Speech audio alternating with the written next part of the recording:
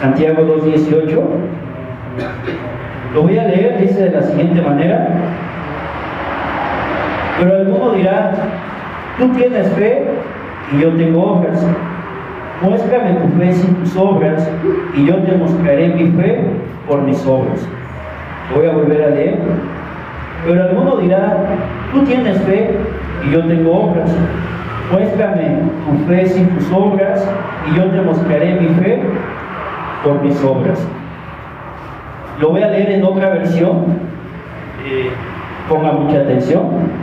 Se puede también razonar de esta manera: tú dices que tienes fe, yo en cambio tengo obras. Pues a ver si eres capaz de mostrarme tu fe sin obras, que yo por mi parte, mediante mis obras, te mostraré la fe. Lo voy a volver a leer. Tú dices que tienes fe, yo en cambio tengo obras.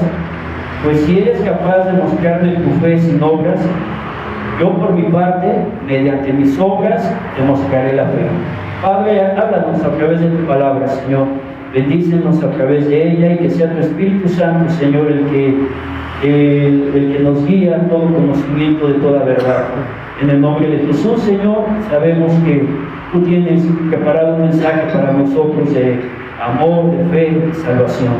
Te damos gracias. Amén y amén. Fíjese bien, hay un soldado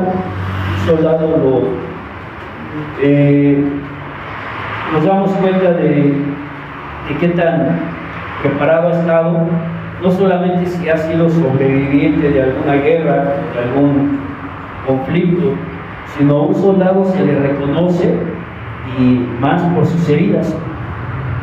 Las heridas, un boxeador, ¿verdad? Yo nunca he visto un boxeador ya retirado, que no tenga partes de su rostro que no esté hinchado, que no esté mal. Todos, después de algún retiro, por muy buen boxeador que haya sido, pues llegan a tener heridas en su rostro, en su cuerpo, aunque hayan sido muy buenos, pero van a tener siempre heridas en su rostro. De igual manera, un creyente del Evangelio, un hijo de Dios, que nunca ha tenido una herida, que nunca ha pasado por un desierto, que nunca ha pasado por alguna adversidad, que nunca ha pasado por algún infortunio, que nunca ha pasado por alguna desgracia, por alguna enfermedad, o como se llame, honestamente yo dudaría de lo que él me pudiera a mí predicar o enseñar. ¿Por qué? Porque muchas veces nos enseñan o nos dicen el cristianismo, bueno, cuando uno viene que el cristiano debe ser perfecto en todo, y sí, la Biblia habla de una perfección, pero un creyente del Evangelio cristiano que no haya pasado por momentos turbios, que no pase por heridas, que no haya sido golpeado por la vida, o que no sea golpeado por la vida, difícilmente entonces nos pudieran decir que existe un Dios que te puede sanar, que existe un Dios que te puede proveer, que existe un Dios que te puede rescatar del hoyo, que existe un Dios que es capaz de ayudarte en cualquier circunstancia típica de la vida. Y es lo mismo que Santiago nos está diciendo en el capítulo número 2, versículo número 18. Santiago nos está diciendo: tú puedes tener toda la fe del mundo, capaz de decirle a este monte, trasládate al fondo de la mar, pero yo te voy a mostrar mi fe, pero a través de mis obras, a través de lo que yo he hecho. Ejemplo, podemos entonces decir a alguna persona: hermano, hay un Dios que provee, porque yo he estado en la escasez y Dios me ha provisto. Yo le puedo decir: hermano, hay un Dios que sana, porque yo he estado enfermo y he visto la sanidad milagrosa de Dios.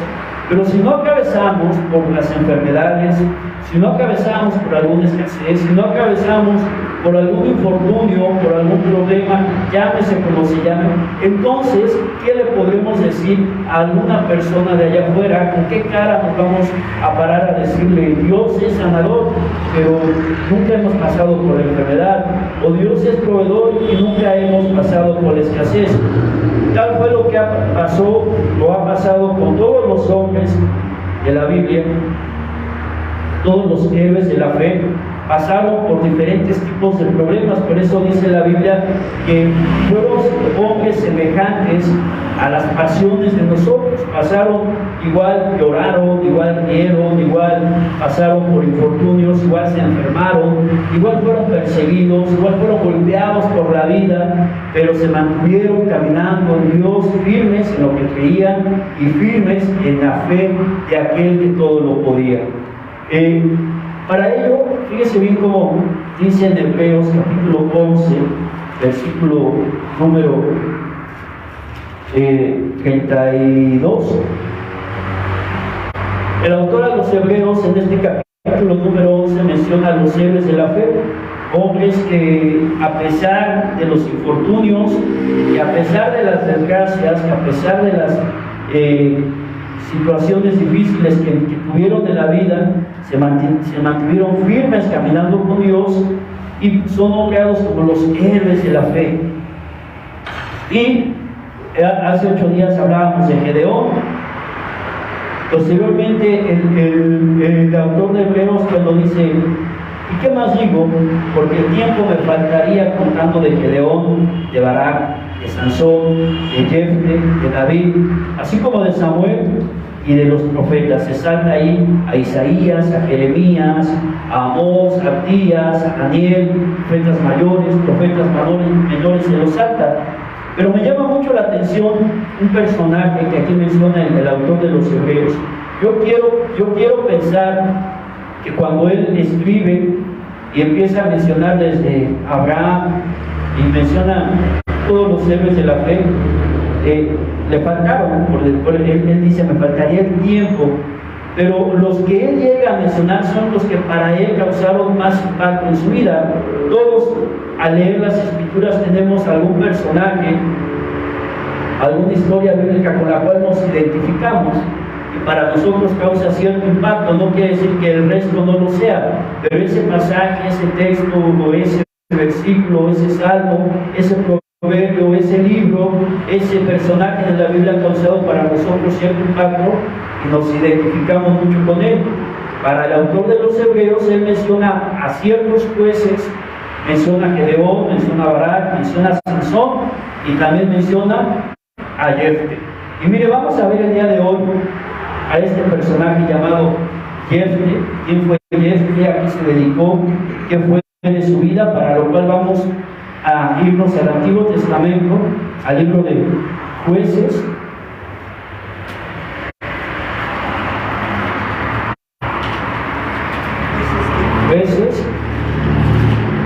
¿Alguien ha leído acerca de Jefte? ¿Sabe algo de él? ¿O es la primera vez que escucha su nombre? Jefte, capítulo número 10, versículo número 6. Jueces 10, 6. Como les mencionaba, todos hemos pasado por algún infortunio, llámese como se llama. No habrá nadie, por eso dice la Biblia, que no hay ni siquiera uno que vive en una plena perfección. No hay ni siquiera uno que vive en una plena perfección. Todos, por eso dice las Sagradas Escrituras, por cuanto todos pecaron, está haciendo plural, por cuanto todos han pecado, están lejos o están destituidos de la gloria de Dios. Nadie en la vida ha sido perfecto, únicamente Jesucristo, el cual vino a dar su vida en rescate por cada uno de nosotros. Ni el apóstol Pablo, con toda la sabiduría, con toda la inteligencia que él llegó a tener de ser usado directamente por Dios, él llegó a decir: miserable de mí. Era la calificación que Pablo se daba. Pero no ha habido ni siquiera uno que vive en una plena perfección. Por eso Santiago nos está haciendo muy claro: tú dices que tienes mucha fe, ahora yo te voy a mostrar mi fe, pero por mis obras. Es decir, te voy a mostrar mi fe, pero por las heridas, por lo que he tenido que cruzar, por lo que he tenido que caminar, por lo que he tenido que enfrentar. Te voy a demostrar ese Dios que es poderoso.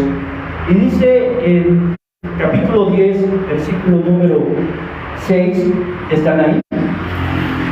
El nombre de Jefte Jefté fue un juez, un libertador. Su nombre significa el abrirá, era galadita, y la Biblia lo describe como un hombre esforzado y valeroso. El libro de los jueces es un libro muy triste por cuanto no había una estabilidad espiritual en el pueblo de Israel. Es decir, algunas veces estaban bien, otras veces estaban mal. Por un momento, por un periodo tenían paz, otros periodos empezaban a ser perseguidos por sus enemigos, otras veces se iban a la idolatría, regresaban a Dios. Y era así la vida, el tiempo de los jueces.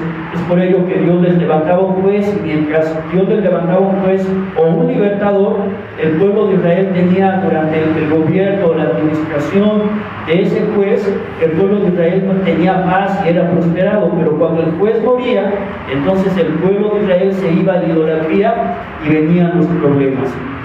Y el nombre de Jefté significa él abrirá, era galadita, y la Biblia lo describe como un hombre esforzado, pero también valeroso, y está dentro del cuadro de honor del libro de los Hebreos, o de la carta a los Hebreos.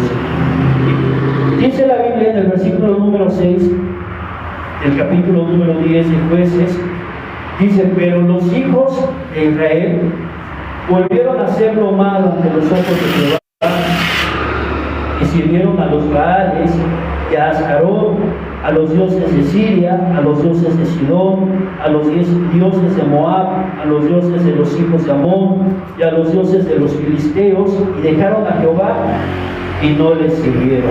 Es la triste historia del libro de los jueces, donde otra vez lo mismo. Dios les muestra su poder, Dios les muestra su grandeza, Dios les muestra lo que es capaz de hacer, y vuelven otra vez a lo mismo. El problema del pueblo de Israel es que siempre batalló mucho con la idolatría. Miren, esto lo digo con mucho respeto, pero yo no sé cuántos hayan salido del catolicismo, pero yo conozco gente que es católica como dicen, de hueso colorado, sin siquiera ir a misa, ¿no? Simplemente por tradición o por una costumbre, o porque mis papás fueron católicos y me enseñó la religión católica, y ellos se mantienen ahí. Hay algunos otros católicos, puede ser que haya algunos otros católicos que sean totalmente devotos a su religión. Ahora ya hay ecuménicos, pero con lo que el hombre batalla más es con la idolatría. Es más fácil quitarle el cigarro, la copa, la cerveza o las drogas a una persona que quitarle a la Virgen de Guadalupe. Usted hoy en día existen instituciones civiles, pues sí, Alcohólicos Anónimos, que ayuda a dejar de tomar, o hay centros de rehabilitación donde te van a ayudar a readaptarte para la sociedad y dejar el vicio.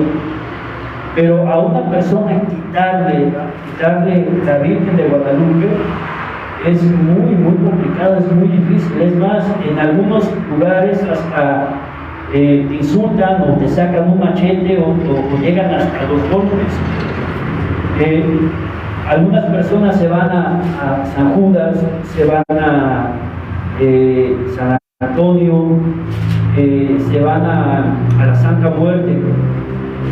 Sí llegan a salir de ahí, pero si les pones a la Virgen de Guadalupe es más complicado sacarlos de ahí, sacarlos de ese engaño guadalupano. La idolatría es con lo que más se batalla, y tal fue el caso del pueblo de Israel. Acabamos de leer en el versículo número 6 del capítulo 10, ¿a cuántos dioses se fueron? Dice, y los enumera, dice: volvieron a ser primero los ojos ante lo malo ante Jehová, y sirvieron a los Baales, a Astarot, a los dioses de Siria, a los dioses de Sidón, a los dioses de Moab, a los dioses de los hijos de Amón, a los dioses de los filisteos, y dejaron a Jehová y no les sirvieron. Fíjense a cuántos dioses se fueron, ¿verdad? Hoy, está la Virgen de Guadalupe, pero hay más santos, hay más santos a los cuales el hombre se pone su vida o a los cuales el hombre invoca. Pero nosotros que hemos conocido la verdad, sabemos que hay un solo Dios, solamente hay un Dios que es poderoso, solamente hay un Dios que es vivo, que está vivo, que nos escucha, que nos ve, y que solamente hay un mediador entre Dios y los hombres, que es Jesucristo. Hoy al hombre es increíble, ¿verdad? Se le hace más fácil acudir a los, digamos, a cuarzos, a cartas, a los horóscopos, que acudir a Dios. El hombre también está acostumbrado hoy en día a pagar mandas, a caminar ciertas distancias para llegar y invocar a su Dios y darle las gracias. Nosotros que hemos conocido la verdad sabemos que únicamente es acercarse a Jesucristo, no olvidarse de Jesucristo y seguir a Jesucristo caminando con Él, pase lo que pase. No es verdad, y esto lo digo con todo honestidad, no es verdad que ya estando aquí en el caminar cristiano, que estando ya caminando en Cristo, ya que hemos conocido el Evangelio, siempre nos va a ir bien. Porque no es verdad.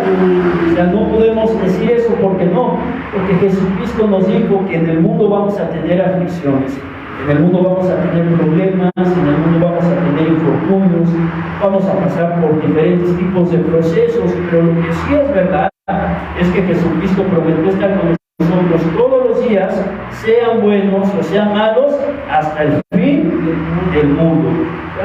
Y los israelitas habían probado el poder de Dios, en jueces anteriores probaron el poder de Dios, probaron la gloria de Dios, desde que los sacó Dios de manos de esclavitud de Israel y los cruzó por el desierto y atravesaron el mar. Y desde ahí vieron la gloria de Dios, vieron las grandezas de Dios. Pero por algún motivo, por alguna circunstancia, dice aquí la Biblia, que los hijos de Israel volvieron a hacer lo malo y se fueron a los dioses paganos. Por lo cual, nunca, por ningún motivo, nos olvidemos de Jesucristo. Aunque todo nos abandone, aunque todo nos salga mal, aunque la vida se ponga oscura, aunque la situación se ponga muy complicada y atravesemos por el peor desierto y atravesemos los peores infortunios de la vida, nunca abandonemos a Jesucristo. No nos olvidemos de Jesús.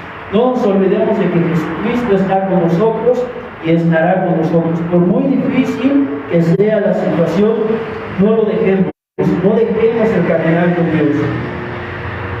Y dice la Biblia más adelante que entonces ellos clamaron a Dios, dice, y los hijos, los cuales oprimieron y quebrantaron a los hijos de Israel en aquel tiempo, por 18 años, a todos los hijos de Israel que estaban al otro lado del Jordán, en la tierra del Amorreo, que están en Galaad. Eso dice en el versículo número 8. Pero dice la Biblia que entonces los hijos de Israel clamaron a Jehová, clamaron a ese Dios poderoso. Dice Jeremías capítulo 33, versículo número 3, clama a mí y yo te responderé. Sin importar cuál sea tu situación, sin importar qué tan profundo hayas caído. Jonás clamó en lo más profundo de un pez y el pez fue hasta lo más profundo de la mar, y desde ahí Jonás clamó a Dios y pidió misericordia a Dios.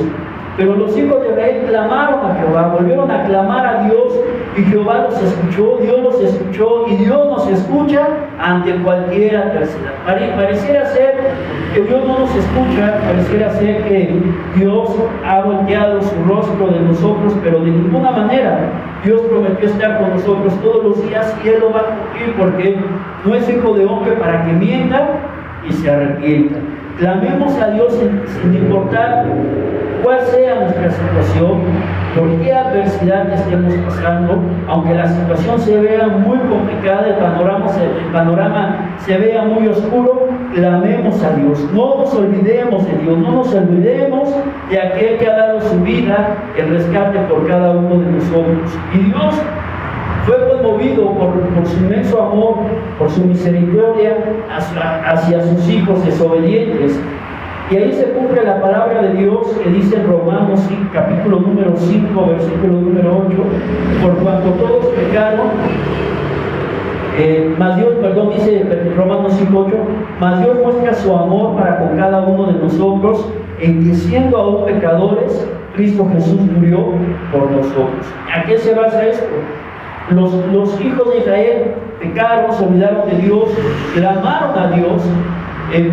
Durante 18 años ellos estuvieron siendo atormentados, les empezó a ir mal, fueron oprimidos, las cosas no salían como tenían que haberse ido. Cierto es que ellos fueron los responsables y tuvieron la culpa de las circunstancias que ellos estaban viviendo, y justamente merecían pagar por lo que estaban ellos o por lo que ellos habían hecho, pero clamaron a Dios, se acordaron de Dios, y Dios fue conmovido por su inmenso amor, por su misericordia hacia sus hijos desobedientes. No muy distante a lo que pasa y a lo que vivimos hasta el día de hoy cada uno de nosotros.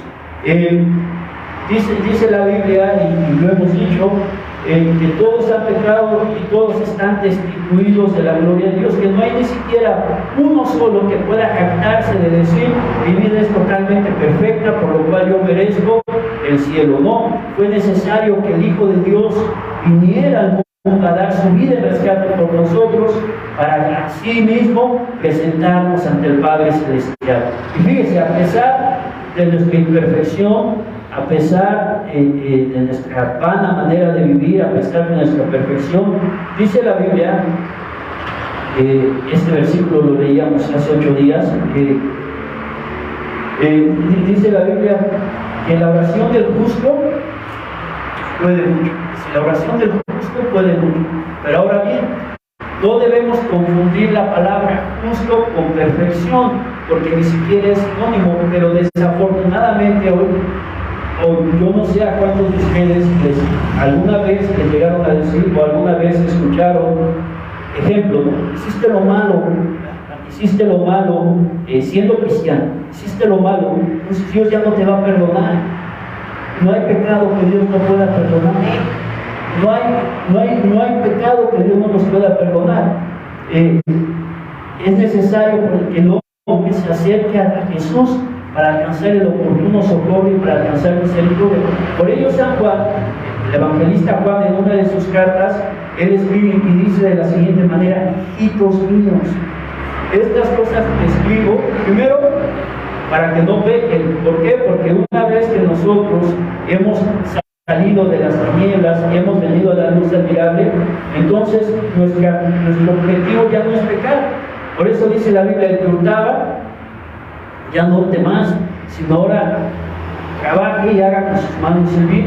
Ese es el cambio radical que Cristo hace. Ejemplo, cuando Zaqueo llega a Jesucristo, sí sabemos el trasfondo de Zaqueo. Zaqueo era un cobrador de impuestos, pero que también le gustaba quitarle de más a la gente.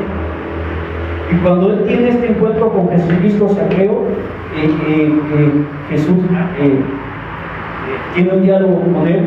Entonces Zaqueo le empieza a devolver a la gente lo que le había quitado, pero no se acordaba de cuánto les había quitado. Se les había quitado 1 peso, 2 pesos. Entonces él les empezó a devolver 4 veces más de lo que les había quitado. Es decir, hubo un cambio en su vida. Pero aún así, a pesar de que hubo un cambio en su vida y a pesar de lo que venimos leyendo, no dejamos de ser pecadores, sino no dejamos en muchas ocasiones de fallarle a Dios. Aquí en este caso, Dios tiene misericordia y fue conmovido por su inmenso amor hacia sus hijos de Israel que habían vivido en desobediencia y que ellos, por convicción propia, habían dejado a Dios. Es decir, no se equivocaron, con pleno convencimiento de sus facultades, decidieron abandonar a Dios e irse a los dioses paganos, y ya los acabamos de mencionar. ¿Cuánto más nosotros, que hemos sido redimidos por la sangre de Jesucristo, que hemos sido perdonados por el amor de Jesús, no tendrá Dios misericordia de cada uno de nosotros? Salmo 117 nos enseña que dice que el Señor ha engrandecido sobre nosotros su misericordia y su fidelidad es para siempre. Aleluya. Por tal motivo no debemos de olvidarnos que Él es el que rescata del hoyo nuestra vida, que Él es el que nos corona de favores y misericordias, que Él es el que estará con nosotros día con día. Ahora bien, capítulo número 11. Entonces, hasta aquí la historia es que el pueblo abandona a Dios, volvieron a hacer lo malo ante los ojos de Dios, claman a Dios, después de 18 años en que todo estuvo mal en Israel. Dice en el versículo 10, entonces los hijos de Israel clamaron a Jehová diciendo, nosotros hemos pecado contra ti, porque hemos dejado a nuestro Dios y servido a los Baales. Reconocieron su error, se acercan a Dios, claman a Dios, y entonces Dios les levanta a un hombre esforzado y un hombre valeroso, que significa su nombre, él abrirá, que era galadita, llamado Jefte. Pero fíjense, algo que pasó en la vida de Jefte. Capítulo número 11, versículo número 1. Alguien léalo, por favor. Jueces, capítulo 11, versículo número 1. Existía entonces el rey Galadita, hombre valiente, hijo de una ramera, al cual había engendrado Galad. Gracias, fíjense. ¿Sí leímos bien? ¿De dónde provenía Jefte? Fíjense bien, vamos a decirlo, señores, ¿de dónde venía Jefte? De una ramera. Ahora, vamos a trasladarnos al pasado, vamos a ponernos en el hogar de Jefte. ¿Sería fácil su vida, su niñez, su juventud, su adolescencia? Una niñez desastrosa, de la más vacía, de la más dolorosa que nos podamos imaginar. Venía de una mujer, su madre era una mujer ramera, y el padre de Jefte era únicamente, dice ahí, galadita. Imaginemos cómo sería la vida de Jefte, cómo fue su caminar, cómo fue su crecimiento, las burlas que él llegaría a tener con sus amigos en la escuela, el ser señalado, el ser criticado. La Biblia lo está hablando literalmente, quién fue su mamá. No sabemos cómo, además de las burlas y del escarnio que él pudo haber tenido de terceras personas, no sabemos también el vínculo que se desarrollaba en su casa o en su hogar. Sería muy fácil juzgarlo y criticarlo, pero no sabemos lo que pasaba dentro de su hogar. Entraba uno, salía otro, y entraba otro, y entraba uno, y salía otro. Esa fue la vida de Jefte. Pero, ¿cómo es que Dios fija su mirada en él? Dios lo llama una persona valiente, esforzada, hijo de una mujer ramera, pero también fue Jefte un hombre que fue rechazado también por sus mismos hermanos, siendo el menor, también fue rechazado por sus hermanos, y posteriormente Jefte, por ahí dice que la ociosidad es la madre de todos los vicios. Entonces Jefte, una vez que es hijo de una mujer ramera, rechazado por sus propios hermanos, Jefte crea un grupo de personas que hacían lo malo, como una pandilla, podemos verlo así, y él era el líder de esa pandilla ociosa, de esa pandilla que se dedicaba al mal. Y Dios lo llama, Dios fija su mirada en él. Quizá a lo mejor pudiera haber fijado Dios su mirada en otra persona, no sé, más perfecta, que no tuviera errores, que fuera justo, que fuera honesto en todos sus caminos, que viniera de un vínculo familiar más estable, más sano, de un mejor testimonio. Pero los planes de Dios no son iguales a los pensamientos de Dios, no son iguales a nuestros pensamientos. Los pensamientos de Dios son muy diferentes a nuestros pensamientos. Miren, pero la mujer de Galad le dio hijos, los cuales cuando crecieron echaron fuera a Jefte, diciéndole: no heredarás en la casa de nuestro padre, porque eres hijo de otra mujer. Lo echaron fuera. Huyó pues Jefte de sus hermanos, se habitó en tierra de Tob. Se juntaron con él hombres como de muy buena reputación, de muy buena educación, dice aquí la Biblia y habitó en tierra de Tob, y se juntaron con él hombres ociosos, los cuales salían con él. ¿Hasta dónde la situación lo orilló? Pero dice la Biblia que Dios tiene misericordia de nosotros. Y dice: aconteció andando el tiempo que los hijos de Amón hicieron guerra contra Israel, y cuando los hijos de Amón hicieron guerra contra Israel, los ancianos de Galaad fueron a traer a Jefte de la tierra de Tob. Algo verían en él, algo se fijarían en él, alguna cualidad llegaría a tener Jefte. Y Jefte respondió a los ancianos de Galaad: ¿no me aborreciste vosotros y me echaste de la casa de mi padre? ¿Por qué pues venís ahora a mí cuando estáis en aflicción? Y los ancianos de Galaad respondieron a Jefte: por esta misma causa volvemos ahora a ti, para que vengas con nosotros y pelees contra los hijos de Amón, y seas caudillo de todos los que moramos en Galaad. Es decir, ya lo querían como rey, como líder. Y Jefte entonces dijo a los ancianos de Galaad: si me hacéis volver para que pelee contra los hijos de Amón, y Jehová los entregara delante de mí, seré yo vuestro caudillo. Y los ancianos de Galaad respondieron a Jefte: Jehová sea contigo entre nosotros, si no hiciéramos como tú dices. Entonces Jefte vino con los ancianos de Galaad, y el pueblo lo eligió por su caudillo y jefe. Y Jefte habló todas sus palabras delante de Jehová en Mispa.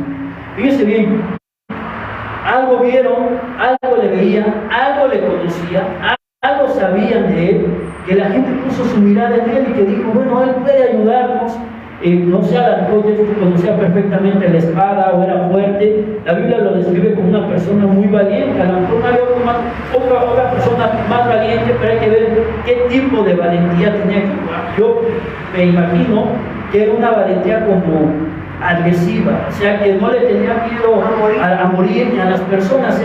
Si él era líder de unas personas ociosas que se dedicaban a hacer cosas malas, quiere decir que era una persona que no tenía miedo ni de matar, pero tampoco de morir, que era una persona que no le importaba lo demás.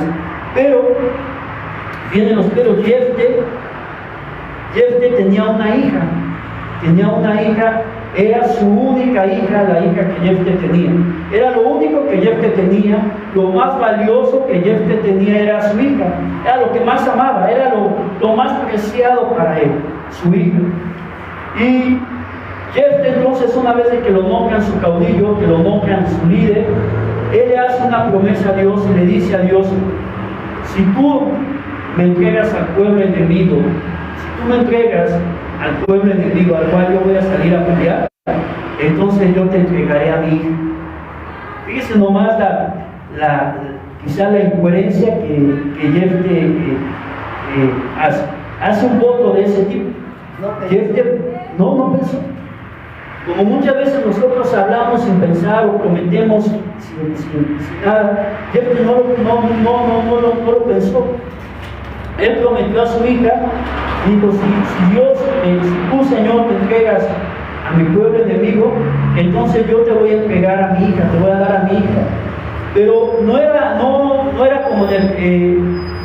no era un sacrificio humano lo que Jefte iba a hacer con su hija, porque recordemos que en tiempos bíblicos Dios les prohibió el sacrificio humano, o sea, no podían degollar a un humano cuando había holocaustos o sacrificios. Sí se podía a un animal, de acuerdo a las especificaciones que Dios les daba, pero a un humano no. Muy distante a lo que sucedió con nuestros antepasados, ¿no? Aquí en México sí se daba el sacrificio humano, el degollar la cabeza, el exhibirla, el ofrecer el sacrificio humano. Y también los adversarios del pueblo de Israel, los Baales y todos ellos, también se daban mucho al sacrificio humano. Tal es el caso de Elías, cuando está el profeta Elías con los profetas de Baal, no se cortaban, se rasgaban sus pieles para que sus dioses los escucharan y no hubo respuesta. Pero en el caso de Jefte, cuando él hace esa promesa, no quería decir que iba a entregar a su hija en sacrificio humano. Fíjense, dice el capítulo 11, versículo 30: Y Jefté hizo un voto a Jehová, diciendo: si entregares a los amonitas en mis manos, cualquiera que saliera de las puertas de mi casa a recibirme, cuando regrese victorioso de los amonitas, será de Jehová, y lo ofreceré en holocausto. Y fue Jefté hacia los hijos de Amón para pelear contra ellos, y Jehová los entregó en su mano. Dios le dio la victoria. Quizá muchas veces él no se daba cuenta, y a lo mejor hubiera sido hasta mejor no haber ganado en esa ocasión, pero Dios le da la victoria. Dice: desde Aroer hasta llegar a Miní, 20 ciudades, y hasta la vega de las viñas los derrotó con muy gran estrago. Así fueron sometidos los amonitas por los hijos de Israel.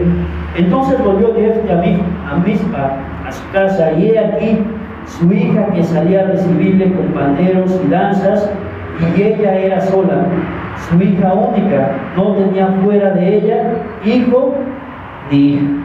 No nos habla de algo más de la vida de Jefté, ni de hijos ni de hijas, únicamente de su hija. Era lo único que tenía, lo más preciado, lo que más amaba Jefté era su hija, y fue la que salió a recibirlo con danzas y con panderos. Versículo 35: y cuando él la vio, cuando Jefté vio a su hija, rompió sus vestidos, diciendo: ay, hija mía, en verdad me has abatido, y tú misma has dado palabra a Jehová, y no podré retractar. Fíjense bien qué parte de la vida de Jefté, o sea, cómo fue el desarrollo de su vida. Ya una vez que él regresa victorioso, contento porque Dios le había dado la victoria ante sus adversarios, después de 18 años, llega a su casa, y lo que no esperaba, que la menos esperada que saliera a recibirla, era su hijo. A lo mejor él pensaría que iba a salir algún criado, o algún sobrino, o alguna otra persona, pero no, sale su hijo. Lo menos imaginado es como cuando nos despertamos, y lo que menos nos imaginamos, eso es lo que pasa. Gente que sale a trabajar a su hogar y no vuelve, gente que se mete a bañar y ya no sale de la regadera, gente que se va a dormir a sus camas y ya no vuelve a abrir los ojos jamás. Quizá cuando sabemos que ya todo está mal, y alguna llamada y todo destroza todos los planes que habíamos tenido, lo menos esperado, lo menos imaginable, los planes que teníamos, los proyectos que teníamos, en algún momento se desploman, se derrumban. Dice Jefté que él empezó a rasgar sus vestidos, cuando la Biblia en el Antiguo Testamento hablaba de que rasgaban sus vestidos, era algo como de impotencia, de ira, de tristeza también, pero era literalmente, rasgaban sus vestidos, ¿no? O sea, se rasgaban el atuendo que ellos llevaban. Y dice que cuando él la vio, rompió sus vestidos, rompió en llanto también, diciendo: ay, hija mía, en verdad me has abatido, y tú misma has venido a ser causa de mi dolor, porque le he dado palabra a Jehová. Y dice: y no podré retractar. Bien le pudo haber dicho a Dios: Señor, perdóname, pero es lo único que tengo, y me es difícil que yo te la pueda entregar, porque es mi hija, lo que más amo, lo que más tengo, lo único que tengo ya en la vida, que es mi hija. Pero él le dice a su hija: no voy a retractar. ¿Qué nos enseña eso? Que pase lo que pase, que venga lo que venga, que pasemos por lo que tengamos que pasar, no nos retractemos de seguir caminando con Dios, de seguir caminando con Jesucristo, de seguir caminando fielmente con Él hasta el fin. Fíjense, versículo 36, ella entonces le respondió: Padre mío, si le has dado palabra a Jehová, haz de mí conforme a lo que prometiste, ya que Jehová ha hecho venganza en tus enemigos, los hijos de Amón. Y volvió a decir a su padre: concédeme esto, déjame por 2 meses que vaya y descienda por los montes y llore mi virginidad, yo y mis compañeras. Él entonces dijo: ve, y la dejó por 2 meses, y ella fue con sus compañeras y lloró su virginidad por los montes. No era que Jefté la iba a entregar en holocausto y la iba a degollar. sino al referirse a su hija. Recordemos que en el Antiguo Testamento algo muy preciado para las familias era la descendencia. Por ello decían, el Señor ha sido mi refugio de generación en generación. La genealogía era muy importante, era algo muy preciado y muy valeroso para ellos. Entonces, el sacrificio que Jefté iba a hacer para su hija era entregada para que su hija no conociera varón en toda su vida. Que Jefté no iba a tener nietos, no iba a tener ya nada. La descendencia se iba a cortar ahí y Jefté no se retractó de lo que le había prometido a Dios. Pudiera ser que fue imprudencia, fue algo torpe lo que él prometió, porque la Biblia nos dice que no debemos de prometer algo que no podamos cumplir, algo que esté fuera de nuestro alcance. Y Jefté quizás se dejó guiar por sus emociones, por sus sentimientos, por alguna incoherencia, no sé de dónde sacaría él este tipo de promesa, pero lo hizo y no se retractó de ella. Permitió que su hija, en el versículo 37 y 39, pasado los 2 meses, volvió a su padre su hija, quien hizo de ella conforme al voto que había hecho, y ella nunca conoció varón. La Biblia así lo dice y así se cumplió la palabra en ella. Y se hizo costumbre en Israel que cada año, que de año en año, fueran las doncellas de Israel a endechar a la hija de Jefté Galadita 4 días en el año. ¿Qué vida de este Jefté? Primero, de dónde sale el vínculo familiar que le tocó vivir. Posteriormente, su incoherencia, la promesa que él hace, pero no se retracta de lo que él había prometido a Dios. Muchas veces vienen las mareas, vienen las tormentas, los hijos, en el hogar, en el trabajo, en cualquier medio donde nos desenvolvamos, y lo primero que decimos, lo primero que se nos viene a la mente es desquitarnos con Dios. Desquitarnos con Dios. ¿Para qué voy si todo me sale mal? ¿Para qué voy si las cosas no salen como deberían de pasar o de suceder? ¿Para qué voy si mi vida es así, asado? Y nos empezamos a autocriticar. Vean qué ejemplo, y por ello he llamado a Jefté como un hombre conforme dentro de los héroes de la fe, un hombre de fe, un hombre de mucha fe.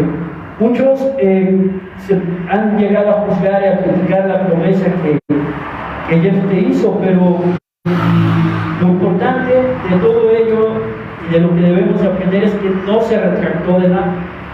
Por mucho que le dolió, por mucho que fue difícil la situación para él, dijo, bueno, yo prometí y lo voy a cumplir. Lo cumplió. Posteriormente Jefté murió y a su muerte hubo 6 años de paz, de tranquilidad, donde el pueblo de Israel no fue atacado por ninguno de sus pueblos, de sus adversarios.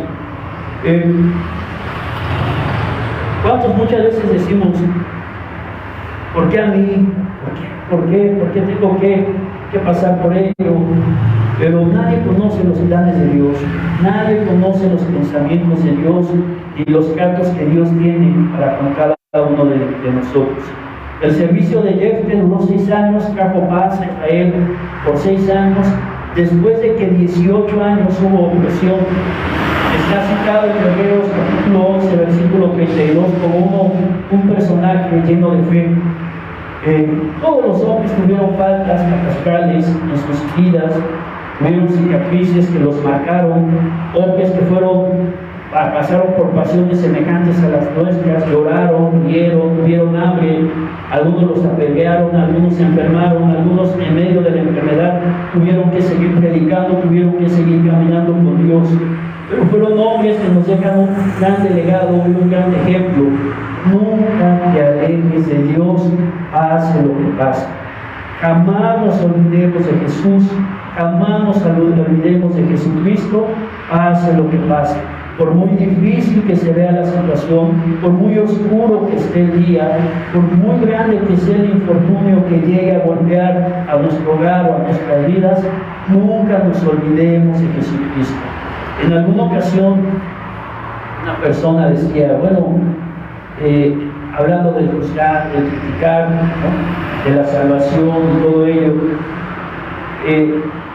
una vez una persona se levantó y dijo, bueno, entonces dejen de ir a predicar a las cárceles, dejen de ir a llevar el evangelio a las cárceles, porque ir a llevarle el mensaje de vida a una persona que ha matado, que ha abusado sexualmente de niños, que ha llevado, que ha hecho cosas desagradables, no merece ni el perdón de Dios, a lo cual estamos equivocados.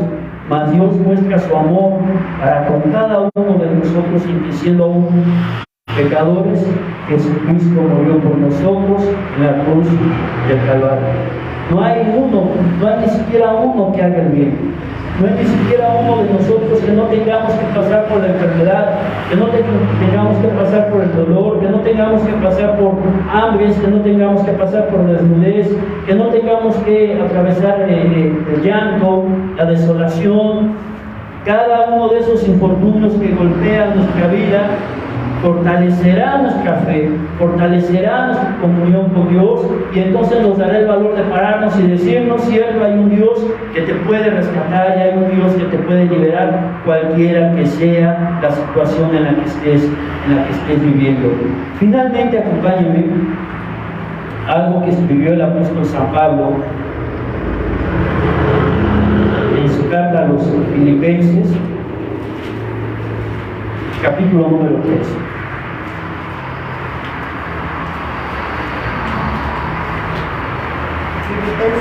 Capítulo 3.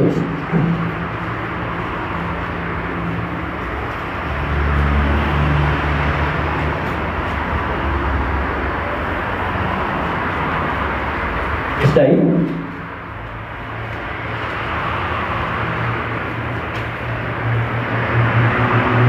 Filipenses capítulo 3, ¿ya está?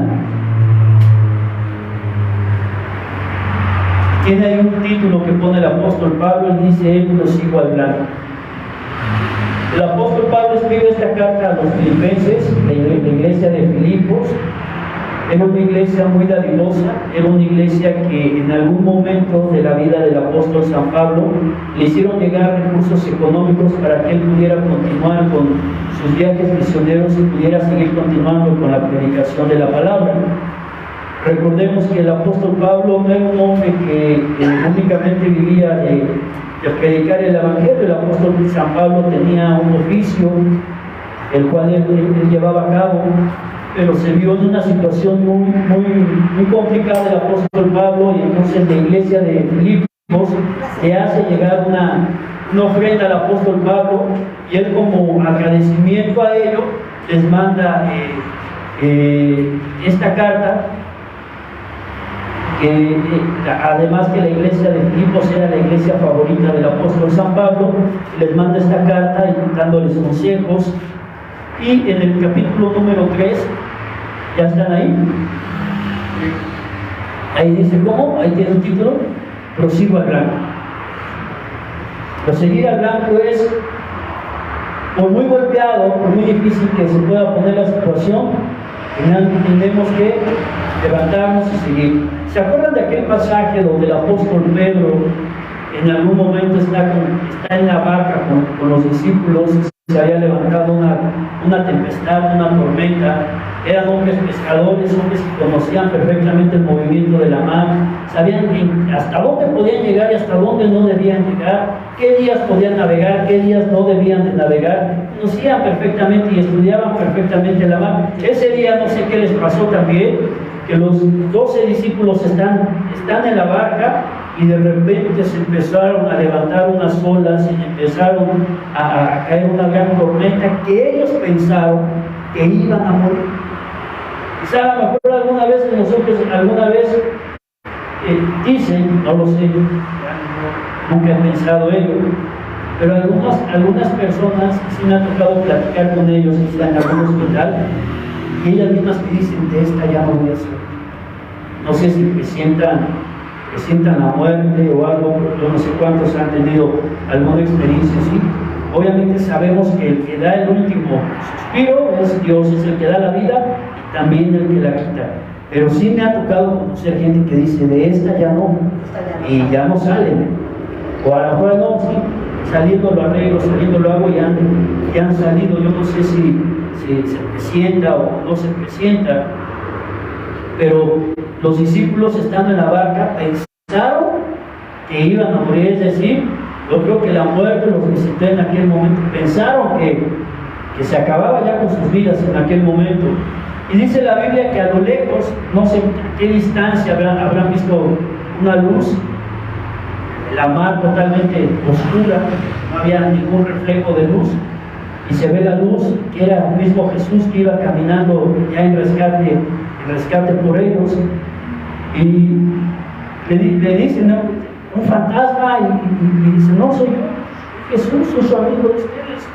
Y Pedro inmediatamente le dijo, bueno, si eres tú, manda que yo vaya y camine sobre la mar, que me acerque a ti. Y Jesús le dijo, ven, camina. Pues Pedro inmediatamente salió de la barca y empezó a caminar sobre la mar, sobre las olas de la mar. Llegó un instante en el que, no sé, vio la circunstancia, vio las olas muy grandes, volvió a ver la barca, veía a todos espantados por lo que estaba sucediendo. Yo en mi vida he visto a alguien que camine sobre la mar. Sí, se habla mucho de Pedro, ¿no? Porque Pedro fue el que caminó, pero imagínense, ¿cuál sería la reacción de Tomás el Dídimo, que era el hombre más incrédulo de los 12 discípulos, al ver que Pedro estaba caminando sobre la mar? ¿No se ha puesto a imaginar qué pasaría por el pensamiento de Juan, de Mateo, de Judas, de Natanael, al ver que su amigo Pedro estaba literalmente caminando sobre la mar? No sabemos si fue un paso, 2 pasos, o 3 pasos, o 1 metro, no sabemos cuántos pasos Pedro dio, pero llegó un momento en el que sí, definitivamente se hundió. ¿Hasta dónde lo habían absorbido las olas? No sabemos tampoco. No sé, los que nadamos, pero en algún momento dejamos de patalear, nos empezamos a hundir por la desesperación, empezamos a dar manotazos, no sé hasta dónde el cuerpo puede empezar a sumergirse en el mar. Y luego, si eran olas, las olas lo empezaron a cubrir.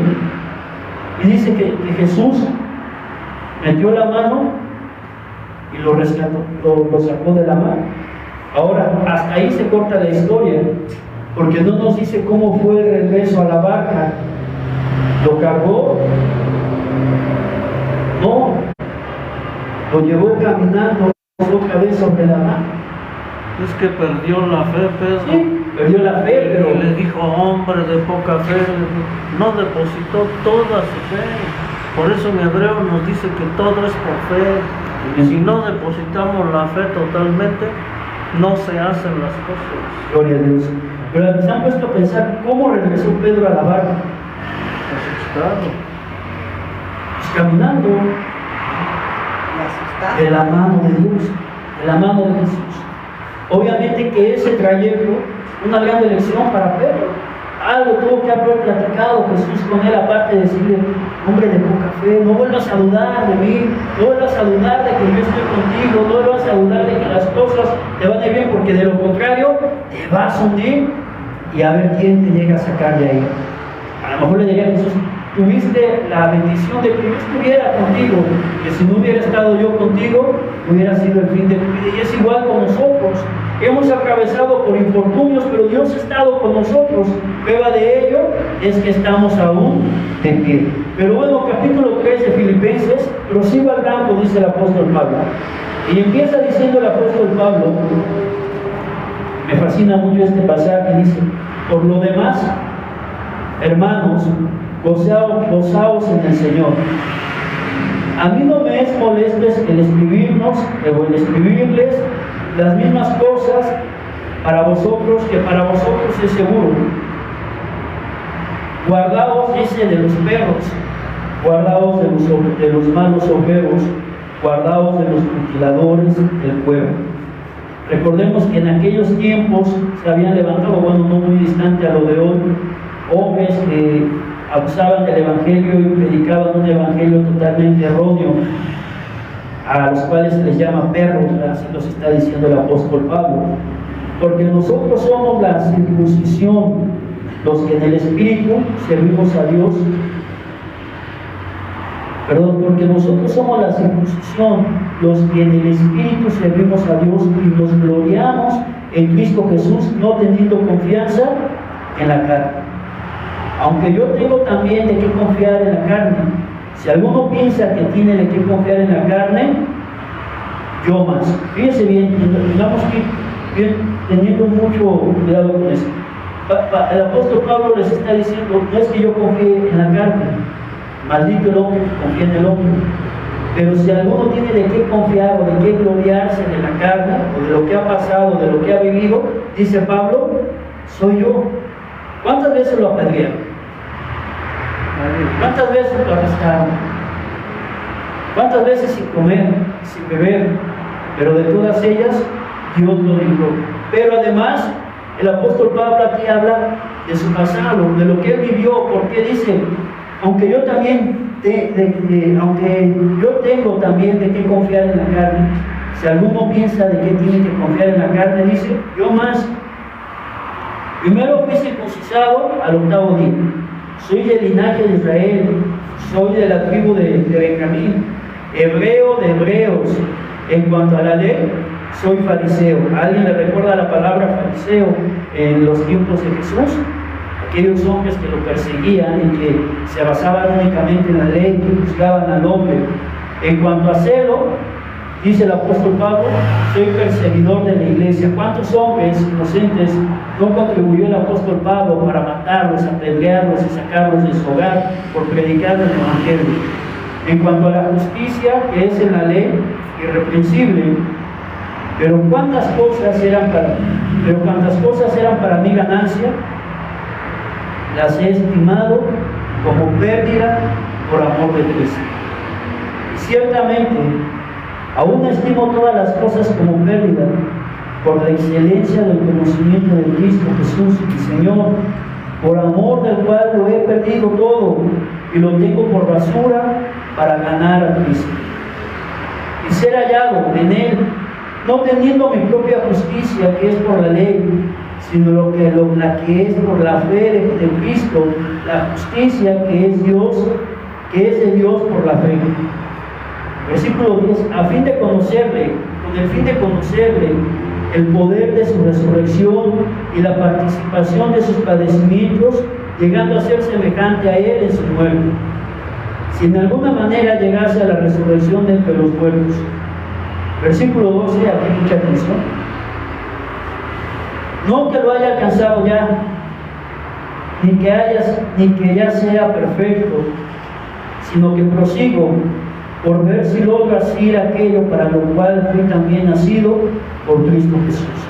Hermanos, yo mismo no pretendo haberlo ya alcanzado, pero una cosa hago, olvidando ciertamente lo que queda atrás y extendiéndome a lo que está delante. Prosigo a la meta, al premio del supremo llamamiento de Dios en Cristo Jesús. Así que todos los que somos perfectos, esto mismo sintamos. Si otra cosa sentís, esto también os revelará Dios. Pero en aquello a que hemos llegado, sigamos una misma regla, sintamos una misma cosa. Hermanos, ser imitadores de mí y mirar a los que así se conducen según el ejemplo que tenéis en nosotros. Porque por ahí andan muchos, de los cuales os dije muchas veces, y aún ahora lo digo llorando, que son enemigos de la cruz de Cristo, a fin de los cuales será perdición, cuyo Dios es el vientre y cuya gloria es su vergüenza, que solo piensan en lo terrenal. A nuestra ciudadanía esté en los cielos, de donde también esperamos al Salvador, al Señor Jesucristo, el cual transformará el cuerpo de la humillación nuestra, para que seamos semejantes al cuerpo de la gloria suya, por el poder con el cual puede también sujetar a sí mismo todas las cosas. Dice el apóstol Pablo Él no pretende que ya lo haya alcanzado todo, y mucho menos está diciendo que ya sea un hombre totalmente perfecto, un hombre totalmente perfecto. Dice que prosigo a la meta, al premio del supremo llamamiento de Dios en Cristo Jesús. No que lo haya ya alcanzado, ni que ya sea perfecto, sino que prosigo para ver si logro asir aquello para lo cual fue también asido por Cristo Jesús. Así significa haber sido llamado. Entonces no hay nadie que pueda decir, ya lo logré, por fin. No, nadie es perfecto. Nadie, ni los hombres que escribieron en la Biblia, aquellos héroes de la fe, sus vidas fueron perfectas. Fueron hombres con errores, que pecaron conscientemente e inconscientemente, que cometieron errores conscientemente, pero que a pesar de todo ello, la Biblia los ha catalogado como los héroes de la fe, como aquellos hombres que a pesar por lo que vivieron, no fue por lo que hicieron, sino por lo que vivieron, por lo que ellos tuvieron que cruzar y tuvieron que caminar, los han catalogado como hombres de fe, como hombres que se mantuvieron caminando con Dios a pesar de las diferentes circunstancias por las cuales tuvieron que atravesar.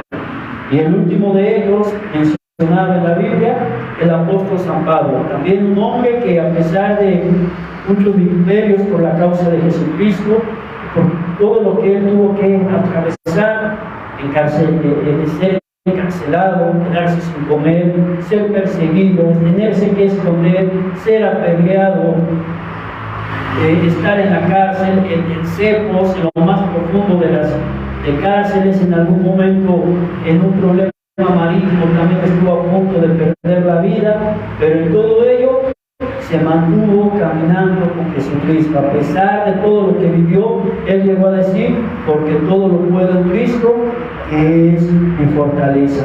Así es que, amado hermano, de igual manera estos ejemplos que vemos de aquellos hombres de la fe, estos ejemplos que vemos de los héroes de la fe, de igual manera ponemos esto para nuestras vidas. Mantengámonos firmes y fieles en el caminar con Dios, pase lo que pase. Que nuestra meta sea proseguir al blanco, para lo cual fuimos llamados, para lo cual hemos sido rescatados, para estar un día con Jesucristo, como dice aquí el apóstol Pablo, prosigo a la meta, al premio del supremo llamamiento de Dios en Cristo Jesús. Así que todos los que somos perfectos, cuando habla de esta perfección, es así nos ve el Padre Celestial. Al momento en que nosotros venimos al conocimiento del Evangelio y aceptamos a Jesús como nuestro único y suficiente Salvador, Dios a nosotros nos ve como sus hijos perfectos, sus hijos justos, sus hijos que han sido justificados por la fe en Jesucristo. Pero dice el apóstol Pablo entonces, así mismo yo no pretendo haberlo ya alcanzado. Sigo cometiendo errores, sigo cometiendo fallas, pero una cosa cierta, olvido ciertamente lo que queda atrás y me extiendo a lo que está delante. Prosigo a la meta, al premio del supremo llamamiento de Dios en Cristo Jesús. De igual manera, amados hermanos, sigamos caminando con Él. Sigamos caminando con Cristo, sigamos en el Evangelio de Jesucristo, a pesar de todo o a pesar de lo que podamos vivir. No importa por lo que tengamos que atravesar, no importa cuántas veces caigamos, dice 7 veces cae el justo, pero 7 veces también será levantado. No importa los infortunios que lleguen a nuestra vida, enfermedad, escasez, espada, peligro, desnudez, caminemos con Jesucristo, que aunque las cosas estén saliendo mal, aunque la situación esté muy complicada, aunque el día sea muy oscuro, caminemos con Jesús. No nos olvidemos de Jesucristo. En ningún momento, bajo ninguna circunstancia, nos olvidemos de aquel que dio su vida por cada uno de nosotros. Porque si Él es con nosotros, ¿quién contra nosotros? Y dijo el evangelista Mateo: un niño nos es nacido hoy, y llamará su nombre Príncipe de Paz, admirable, consejero, Emmanuel.